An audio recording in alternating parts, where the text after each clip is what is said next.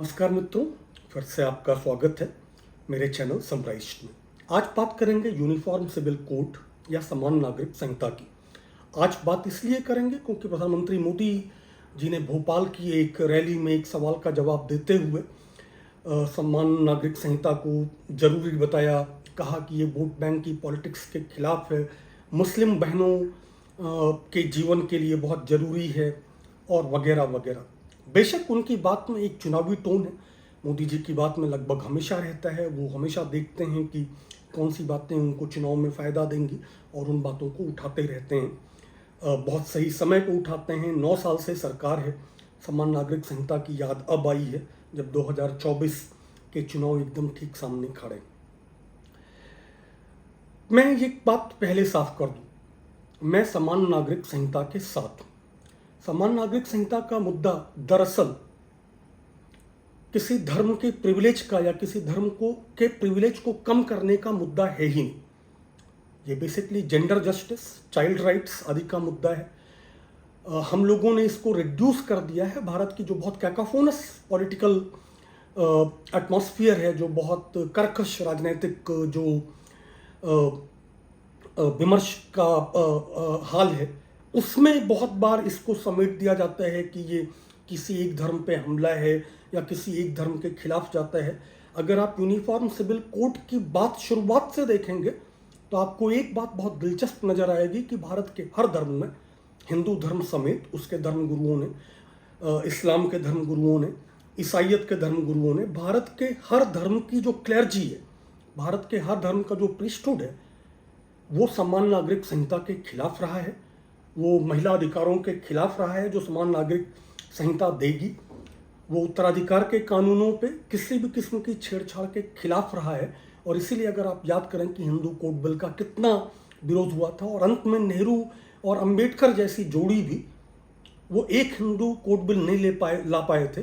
वो 5 हिस्सों में टूट के 5 अलग अलग उसके कानून बनाने पड़े थे। सक्सेशन एक्ट था, मेंटेनेंस एक्ट था, अडॉप्टेशन एक्ट था, बहुत सारे उनको एक्ट बनाने पड़े थे क्योंकि जो हिंदू राइट विंग है उसका तब समान नागरिक संहिता पे, कोड बिल पे इतना, एक यूनिफॉर्म कोड बिल पे इतना विरोध था।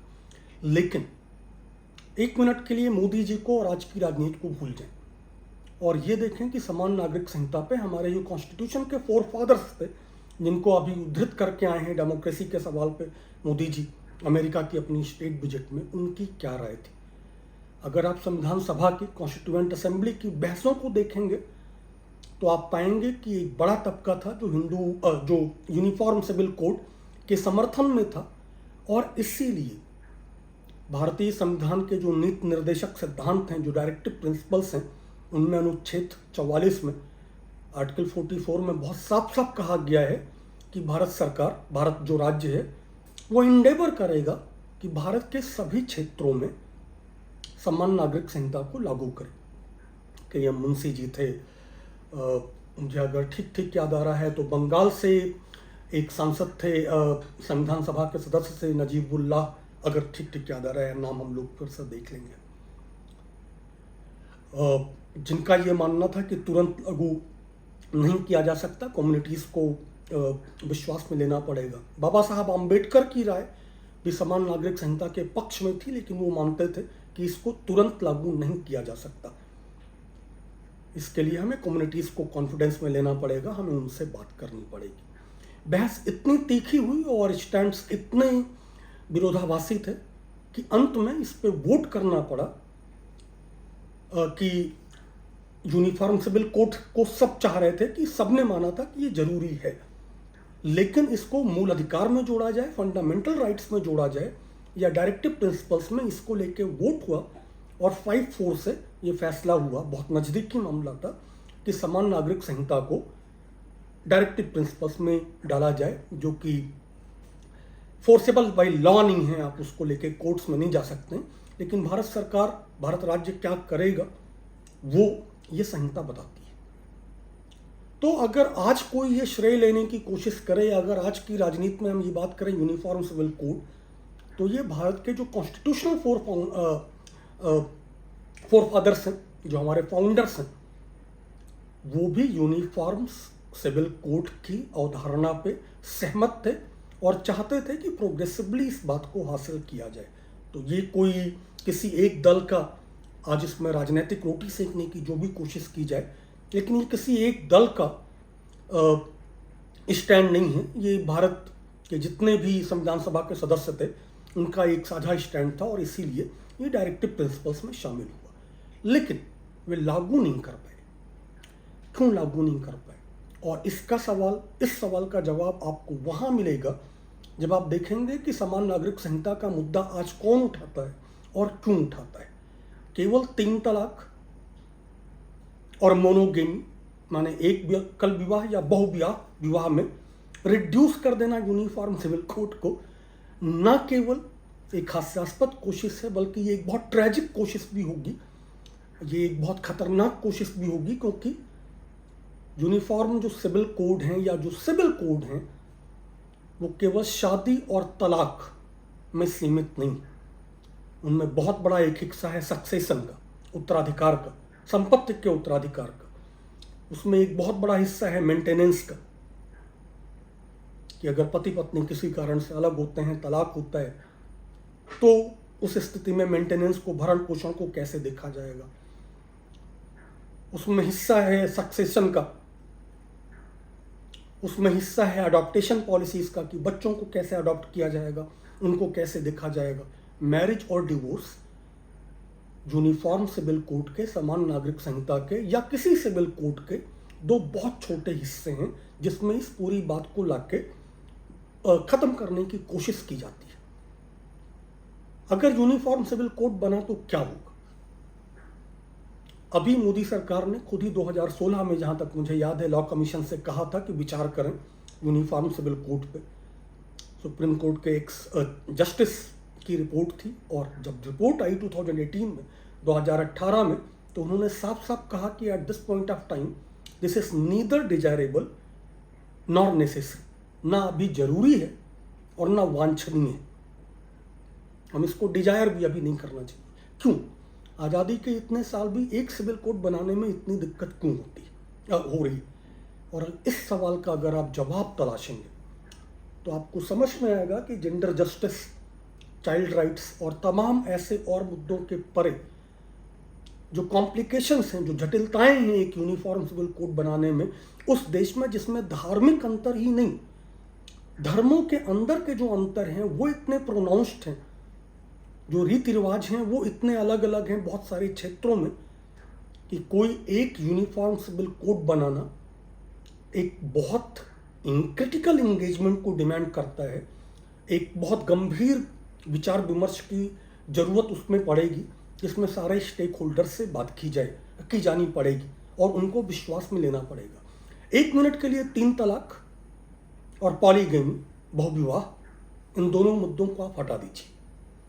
यूनिफॉर्म सिविल कोड अगर बनता है तो हिंदुओं पे इसका क्या फर्क पड़ेगा? यहां से इस बात को आप देखिए। अभी जो हिंदू कोड बिल है, बेसिकली 5 अलग अलग एक्ट्स को इकट्ठा करके, उसमें जो हिंदू अनडिवाइडेड फैमिली है, HUF जो है, टैक्स एग्जम्प्टेड है, उस पर टैक्स नहीं लगता है। लॉ कमीशन इसी मोदी सरकार के अंदर, उनका जो रिकमेंडेशन था कि इनका जो टैक्स एग्जम्पशन वाला जो स्टेटस है वो खत्म होना चाहिए। तो सबसे पहले तो आर्थिक स्थिति में ही देखें तो हम तुरंत, अगर एक यूनिफॉर्म सिविल कोड बनता है तो इस देश का जो बहुसंख्यक हिंदू है वो एक और नए टैक्स की तरफ देख रहा है। लेकिन सिर्फ टैक्स की बात नहीं, हिंदू मैरिज एक्ट के तहत क्लोज रिलेशनशिप में, नजदीकी रिश्तों में विवाह वर्जित। लेकिन भारत के कई ऐसे इलाके हैं, खासतौर पे साउथ इंडिया, दक्षिण भारत, जहां पे क्लोज रिलेशंस में शादी होती है। मामा और भांजी की शादी हो सकती है और होती है, आज भी होती है। अगर कोई यूनिफॉर्म कोड बिल आता है तो 1 मिनट के लिए छोड़ दीजिए कि मुस्लिमों में अपने चाचा की बेटी से या फुफेरी ममेरी बहन से शादी हो पाएगी या नहीं हो पाएगी। साउथ इंडिया के जो हिंदू समुदाय हैं अलग अलग, जहाँ पे क्लोज रिलेशनशिप में शादी होती है, वो इसको कैसे टैकल करेंगे, वो इसको कैसे देखेंगे? वो अपनी परंपराओं पे इस को एक हमला मानेंगे या नहीं, हमने अभी ये बात नहीं की है। अभी इस देश की सरकार ने ऐसा कोई विचार विमर्श इस इश्यू पे नहीं किया है। लव जिहाद की बात आजकल बहुत होती है, हम उसको देखें। अगर यूनिफॉर्म सिविल कोड होगा, आज की डेट में एक स्पेशल मैरिज एक्ट है, अगर दो अलग अलग धर्मों के लोग शादी कर रहे हैं तो स्पेशल मैरिज एक्ट के तहत शादी करते हैं। अगर यूनिफॉर्म सिविल कोड होगा तो शादी से धर्म का बंधन ही खत्म हो जाएगा। अगर कोड्स यूनिफॉर्म है तो आप उसमें धर्म कहाँ से घुसाएंगे? हिंदू मैरिज एक्ट कहाँ से आएगा? कोई मुस्लिम या जैन या सिख या क्रिश्चियन मैरिज एक्ट कहाँ से आएगा? तो अगर यूनिफॉर्म सिविल कोड आप बनाते हैं जिसमें एक यूनिफॉर्म तरीका है शादी का, भारत के कोई भी दो नागरिक आपस में कर सकते हैं, ये इस पूरी बहस की एक सबसे अच्छी बात मुझे लगती है। जो इंडिविजुअल राइट्स हैं, जो फंडामेंटल राइट्स होने चाहिए किसी भी भारतीय नागरिक के, यूनिफॉर्म सिविल कोड कम से कम विवाह के मामले में उधर बढ़ता है। यूनिफॉर्म सिविल कोड बनता है तो तलाक के मामलों में क्या होगा? अभी हम जानते हैं इस्लाम कम से कम भारत में प्रैक्टिस किए जाने वाले तमाम धर्मों में बाकी मुद्दों पे कहीं भी खड़ा हो, तलाक के मामले में वहाँ पे एक मेहर का प्रावधान है जो पत्नी को जिसके साथ विवाह विच्छेद किया जा रहा है उसको इकोनॉमिक और सोशल राइट्स देता है, उसको इकोनॉमिक और सोशल सिक्योरिटी देता है। एक मेहर होता है जो उस पत्नी को देना जरूरी है। फॉलो कितना होता है मैं भी जानता हूँ, हम सब लोग जानते हैं कि अक्सर पहले ही दिन माफ़ कराया जाता है। और इसीलिए मैं बार बार कहता हूँ कि यूनिफॉर्म सिविल कोड की जो राजनीति है, इसमें जो दोनों पक्ष हैं, जो केवल तलाक और बहुविवाह में, मोनोगेमी वर्सेस पॉलीगेमी में इसको समेटना चाहते हैं, उसमें दोनों जो पक्ष हैं उनके अपने इंटरेस्ट हैं और बहुत क्लियर कट इंटरेस्ट है। दोनों को फायदा होता है, पोलराइजेशन होता है। लेकिन बाकी जो तमाम बातें हैं, जैसे मैं बोल रहा हूँ सक्सेशन की बात, आप देखें कि डॉक्टर अंबेडकर और नेहरू जी की तमाम कोशिशों के बावजूद जो हिंदू कोड बिल था, जो हिंदू सक्सेशन एक्ट था, उसमें 1955 में बेटियों को उत्तराधिकार मिला था, लेकिन बराबर का नहीं मिला था। वो अंत में 2005 में जाकर हो पाया। यूपीए की ही सरकार थी कांग्रेस के नेतृत्व में, जिसमें बेटियों को अपने माँ पिता की संपत्ति में अधिकार मिला अंत में जाके। बहुओं को आज भी नहीं।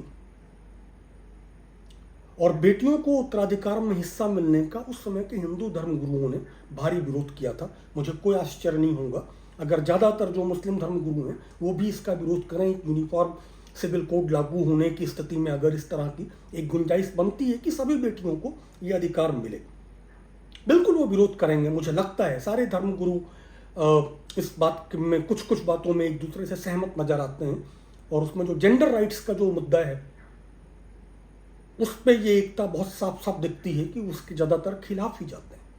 तो अगर आप इन सारी बातों को सोचेंगे तो वो क्या रूप लेगा। और इसीलिए जब 2018 में लॉ कमीशन ने अपनी रिपोर्ट दी थी तो बहुत साफ साफ कहा था कि ना तो अभी ये डिजायरेबल है और ना अभी नेसेसरी। फिर भी उन्होंने कुछ सुझाव दिए थे, और ये मुद्दा उतना ही साफ, उतना ही आसान। 3 तलाक को 22 इस्लामिक देशों ने बहुत पहले से प्रतिबंधित कर रखा था। भारत का एक एनजीओ है all India Muslim personal law board, जिसका कोई लोकस स्टैंडिंग नहीं था, लेकिन सच में एक स्तर पे आप उसको अपीजमेंट की राजनीति भी कह ही सकते हैं। कुछ स्तरों पे उसने इतनी लंबी लड़ाई लड़ी। पाकिस्तान जैसे देश ने 3 तलाक को बैन करके रखा हुआ है। सऊदी अरेबिया जैसे बहुत कम देश हैं जो 3 तलाक को वैधानिक मानते हैं। बांग्लादेश ने कब का खत्म करके रखा हुआ है, लेकिन 3 तलाक के मुद्दे पर भी इसी तरह की राजनीति करके जो हिंदू राइट विंग है उसको मसाला देके, उसको हथियार देके, आपने उस मुद्दे को भी जो एक जेंडर जस्टिस का मुद्दा था, जो एक जेंडर राइट्स का मामला था, उसको पोलराइजेशन का इश्यू बनाया। और फिर इस बार इसी तरह की एक खोने की स्थिति मुझे नजर आती है। ऐसे में किया क्या जा सकता है? यूनिफॉर्म सिविल कोड की अभी और भी जो इम्प्लीमेंटेशन में, ये आइडिया मैंने कहा कि बहुत ज़रूरी है, इसका समय आ चुका है और यूनिफॉर्म सिविल कोड लागू होना चाहिए। स्टेक होल्डर्स को विश्वास में लेके होना चाहिए, लेकिन यूनिफॉर्म सिविल कोड लागू करने में जिस स्तर का विचार विमर्श चाहिए, ये मामला केवल हिंदू, मुस्लिम, सिख, ईसाई का नहीं। भारत में बहुत सारी ट्राइबल सोसाइटीज हैं जहां पे मैट्रिलिनियर सक्सेशन है, जहां पे जो संपत्ति का जो प्रॉपर्टी राइट्स हैं मैट्रिलिनियल जाते हैं, मां से बेटी की तरफ जाते हैं, पति की तरफ नहीं जाते। मेघालय का खासी समाज एक ऐसा बड़ा समाज, वहां पे आप क्या करेंगे? भारत के बहुत सारे इलाके हैं जहां पे संविधान के मुताबिक, नागालैंड जैसे इलाके हैं जहां पे ट्राइबल लॉ चलता है और बाकायदा उनको संवैधानिक अधिकार है। मुस्लिम पर्सनल लॉ की ही बात करें, कश्मीर में नहीं लागू होता। कश्मीर में वहां का जो लोकल लॉ है वो लागू होता है आज भी। तो जब आप इन सारी चीजों को देखेंगे, तलाक और पॉलीगेमी, बहुविवाह और तलाक से आगे बढ़ते, और ये मुद्दा दरअसल तलाक और पॉलीगेमी का है भी नहीं, तलाक के बाद के राइट्स का मुद्दा है। पॉलीगेमी, कितने मुस्लिम मित्रों को आप जानते हैं जिनकी एक से ज़्यादा शादी हुई हो? और जितने जानते हैं, अगर हम कभी परसेंटेज में देखें तो हमने बहुत हाई प्रोफाइल केस देखे हैं। भाजपा सांसद रहे हैं धर्मेंद्र जी, अभी उन्होंने अपने बेटे की शादी की, 2 पत्नियां लगातार, हर न्यूज चैनल दिखा रहा था। रामविलास पासवान जी को हम जानते हैं, केंद्रीय मंत्री रहे हैं, मोदी सरकार में केंद्रीय मंत्री रहे हैं, वाजपेयी जी की सरकार में केंद्रीय मंत्री रहे हैं, कितनी शादियां की। तो जो बाईगेमी है या पॉलीगेमी है, अगर हम उसका प्रिवेलेंस देखेंगे कि वो कितना समाज में है, तो आपको धार्मिक स्तर पर बहुत फर्क नहीं मिलेगा। बस ये है कि एक जगह पे लीगल सैंक्शन है, कैसा है वो हम जानते हैं, और दूसरी जगह पे लीगल सैंक्शन नहीं। तो जो इस तरह की प्रैक्टिसेस है, उनको लॉ कमीशन ने भी 2018 में कहा था कि आप एक कानून लाके और आपने एक 3 तलाक बैन कर दिया, ठीक किया। मैं उस मुद्दे पे इस सरकार के बिल्कुल साथ रहा हूं। आप लाइए पॉलीगेमी, बैन कर दीजिए, दुनिया के बहुत सारे इस्लामिक देशों में बैन। लेकिन जो यूनिफॉर्म सिविल कोड है वो इससे बहुत आगे जाना चाहिए। यूनिफॉर्म सिविल कोड को मैरिटल रेप जैसे इश्यू को, विवाह में बलात्कार जैसे इश्यूज को एड्रेस करना होगा, जो किसी भी सिविल कोड में नहीं। सरकार बार बार जाके बोलती है कि नहीं, शादी में बलात्कार हो ही नहीं सकता, ये सरकार का स्टेटेड स्टैंड है। लॉ कमीशन ने कहा था कि इस तरह की जो डिस्क्रिमिनेशंस हैं पर्सनल लॉस के अंदर, जो रिलीजियस लॉस हैं, जो शादी, ब्याह, बच्चे, भरण पोषण, उत्तराधिकार, संपत्ति, इन सबको डिफाइन करते हैं, उनके अंदर जो डिस्क्रिमिनेटरी चीज़ें हैं, जो भेदभावकारी चीज़ें, आप उनको हटा दीजिए। बहुत आसान तरीका है, उनको आप कानूनन बैन कर दीजिए। दुनिया के बहुत सारे देशों ने किया, अभी मोदी जी खुद बता रहे थे, इजिप्ट ने 80 साल पहले से 3 तलाक को बैन कर रखा है। यहां भी भारत ने भी किया। उनको आप बैन करिए, तुरंत उनको बैन करिए। पॉलीगेमी पूरी तरह से बैन कर दीजिए। लेकिन जो यूनिफॉर्म सिविल कोड के बड़े सवाल हैं वो उसके बाद आपको परेशान करना शुरू करेंगे। मेघालय की खासी जनजाति का क्या होगा? नागालैंड के अंदर जो कोड्स लागू हैं उनका क्या होगा? हिंदुओं के अंदर जो साउथ इंडिया और नॉर्थ इंडिया के जो डिफरेंसेस हैं शादी ब्याह के रिश्तों में, किनसे की जा सकती है किनसे नहीं, उनका क्या होगा? और ये सब कुछ एक बहुत मेजर इंगेजमेंट, एक लंबा विचार विमर्श डिमांड करते हैं। और यही वजह है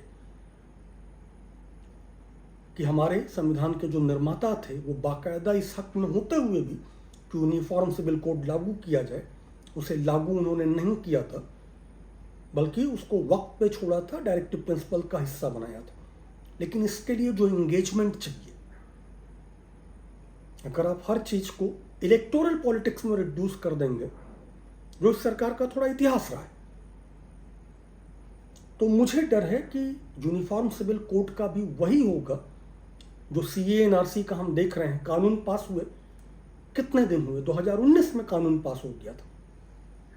सरकार आज तक उसको इम्प्लीमेंट नहीं कर पाई है क्योंकि उसने रूल्स फ्रेम नहीं किए हैं। कोई कानून बन जाने से कानून लागू नहीं हो जाता, उसके बाइलास आपको फ्रेम करने पड़ते हैं कि ये कानून ऐसे इन इलाकों में नहीं, देश में ये कानून ऐसे लागू होगा।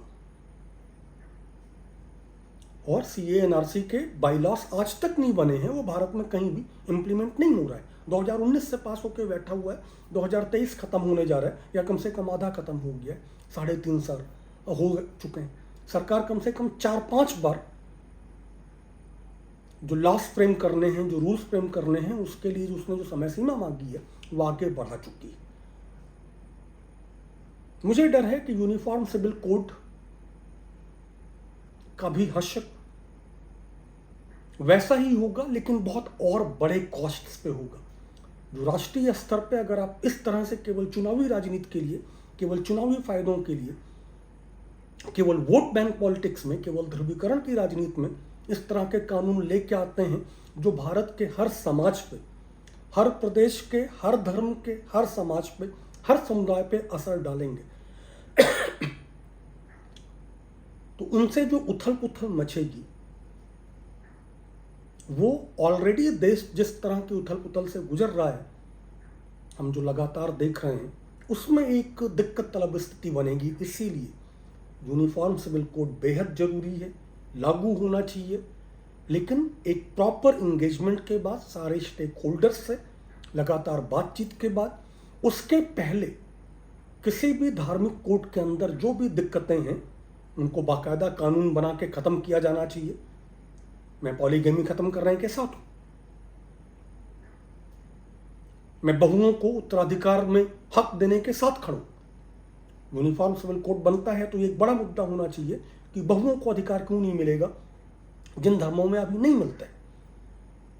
डिवोर्स के रूल्स जो हैं वो क्लियर होने चाहिए, और उनमें जो भरण पोषण का मसला है, जो मेंटेनेंस का मुद्दा है, मेहर जैसी कोई व्यवस्था जो बननी चाहिए, आप उसका नाम कुछ भी रख लो, लेकिन ये सब कुछ बहुत मेजर इंगेजमेंट को डिमांड करते हैं, बहुत लंबी बातचीत को डिमांड करते हैं। सिर्फ चुनावी रैलियों में शगुफे उछाल देने से नहीं होगा। अगर ये करने से जो होगा वो दरअसल अपने आप में एक दिक्कत तलब स्थिति खड़ी करेगा। आज के लिए बस इतना ही। चैनल को फॉलो करते रहें, सब्सक्राइब करें, वीडियोस को लाइक और साझा करें। फिर मिलते हैं किसी और मुद्दे पे।